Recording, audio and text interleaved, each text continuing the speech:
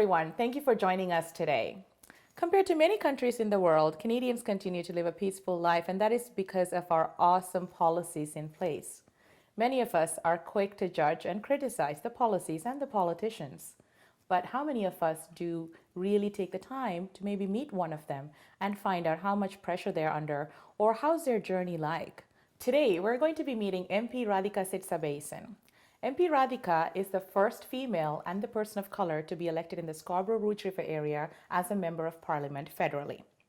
So Rathika, thank you for joining us. How are you doing today? Great to be here. Thank you for having me. I'm well. Thank you. So my first question to you, it's been 4 years. Tell us about your journey in the past 4 years. Well, it's been amazing. It's been everything that I expected and then some.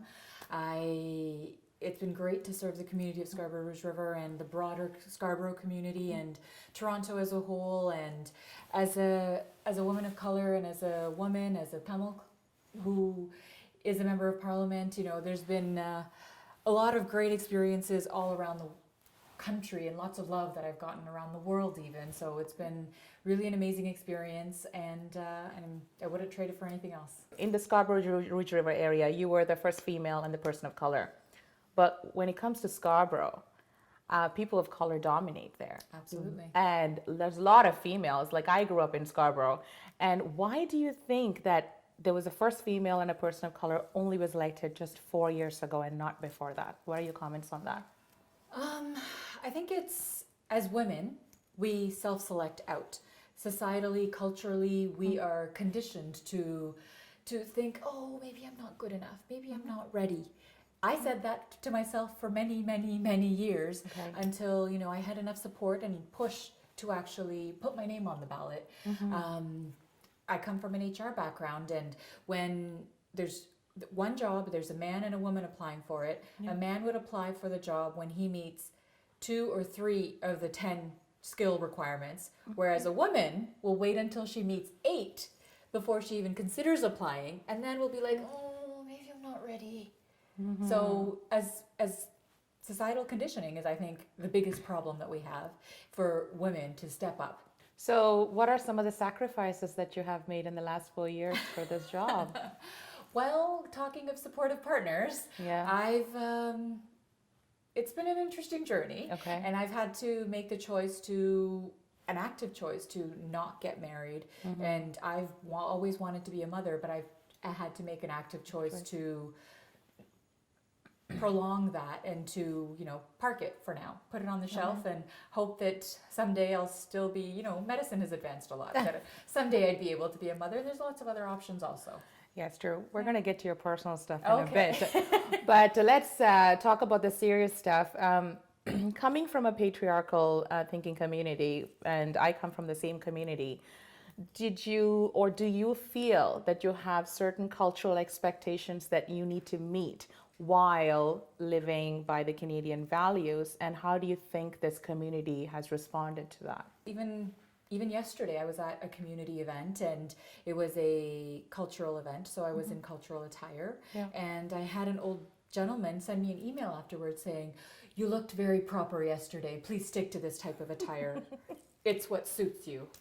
And it's baffling and mind-boggling for some people who've never had to deal with that before in their life, where somebody else, a random third person in the community, feels that they could speak to me like that. Would they speak to a male member of parliament about what they wear?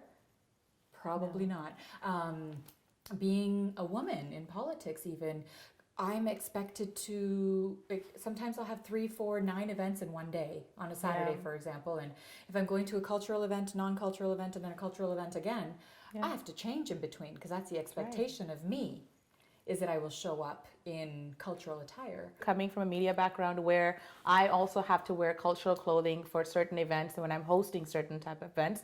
And when I don't, I have comments, I get Facebook messages saying, you should wear a sari, it looks better on you.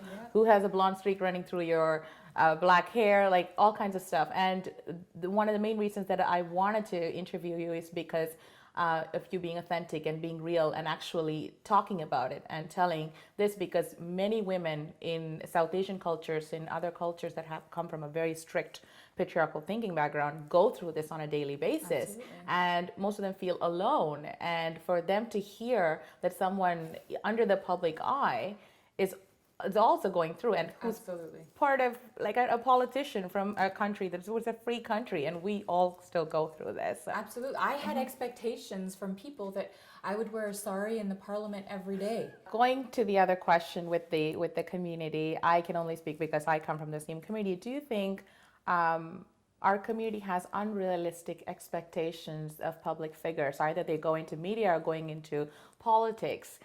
They think change is going to happen overnight. And when it doesn't happen, these individuals who are in media and in politics are criticized. And how do you feel about that? And what is a healthy way for our community to keep moving forward?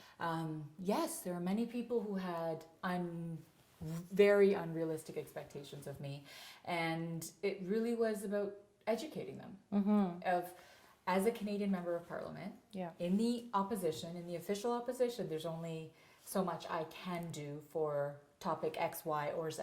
That's right. And I have limitations. Every person has limitations. But what I think I have done quite successfully is educating people and increasing the awareness of what it is that I can do, my limitations, and where the right channels are to achieve some of the other goals that they may have. And because I am the only person in this country who is a member of Parliament, who is also of Tamil descent, there were people from Edmonton, Alberta, who wrote to me or call my office and expect me to take on their case, and it's very much far outside of my constituency. So let's get into the fun part. All right, let's relax and sit back. Well, we know that you're a person under the public eye and there's a lot of pressure, but we also see that you love saris and dancing. So if the MP title was dropped, who is Rathika? It's the same person. Okay. Yeah, I'm really the same person. Some people actually don't trust me because they're like, you're the same in your personal life and in your work life. And they expect me to be a persona as an MP. And I'm like, I'm not. My real me is the real MP. So I think that's a good thing and a bad thing about me is as a member of Parliament, I'm genuine because whenever it is, you get the real me. Yeah. But then sometimes maybe I'm a little too real, you know? Yeah. Well, a little too real. I can talk about that because I did know you before you became MP, and we've had many discussions. And you were always honest, and you were authentic, and you said what you were thinking. And I do see the same answers coming out from here, and there's nothing sugar-coated. And I mean, you know what? At the end of the day, you need to be you, and I do see the same Rathika. I need to be me. In 25 years, I've been dancing. I'm a professional dancer, and that's part of who I am and part of my identity, and I can't just lose it. So say that you got a day off and no cameras. I don't understand. So let's say in the dreams, okay? Yeah, Right. somewhere. So I have Another to life. sleep. Yes. Okay. No cameras, there's no one, there's no PA walking beside you, and no one's, there to monitor you. What will you do? Sleep. Really? Sleep. Okay. Sit on my couch. My apartment is like a hotel. I never go there, and other people come and stay, and I'm never there. Yeah. Do laundry probably because that needs to be done. All right, okay. But if I have more than a day and I have like a week, then I'll probably go on vacation. Where? Anywhere that is hot. There's lots of sun and there's a beach. Sounds like your home country. No, that's war and discrimination and not fun. Okay. So anywhere else. Anywhere else that has a beach and heat, and I can just chillax and do nothing. Okay, all right. So if you're gone missing for a week, we know where to find you. In a hot country somewhere. Yes. Okay. What do you find attractive in a man? What do I find attractive in a man? Well, in my definition, he's got to be a good man. He's got to be a good person. Okay. So a good human being, first of all, but somebody who's funny and witty and smart. Okay. I'm far more attracted to a man's brain than anything else. Okay. He's got to be smart, and Okay. you know, he has to be my equal Okay. in everything. But also somebody who's compassionate and Okay. caring, and who's going to be nurturing, because I'm a strong, big woman, but you know, when I can be, I just want to just melt. Okay. So you want to be I just want, you know, this Yeah. perfect, beautiful, everything, Okay. smart, wonderful person. wonderful. So what is your perfect date night? Oh, perfect date night. Depends. It could be a date afternoon and you go Okay. for a picnic. You know, Okay. drive out and have a picnic and just chill, or open a bottle of wine and sit on the couch Okay. and watch a movie, or just All right. talk, like anything. Anything. It's not anything fancy, Fancy. or complex. Okay, so you get this afternoon, you get to go on a picnic, Yes. and you get to pick a man celebrity. Who would it be? A celebrity? Mm-hmm. Ooh, I never thought of that. A favorite actor that you would want to take? I don't have A favorite politician? No. Okay. You know who came to my mind? Uh-huh. So I have to go with him, I guess. Would be Denzel Washington. All right. There you Okay. go. Or Ryan Okay. Reynolds. Okay. He's too young for me, though. Age So I doesn't don't matter. know. Age is just a number, Radhika. Age is just a number. Okay, so that's good to know. Now we know where you'll be gone for a week and where you will be in an afternoon, on an Right. afternoon, Go and check who every park in the community. and who will be with you. Okay, so we know all that stuff. And any last word for your supporters, the ones who love you?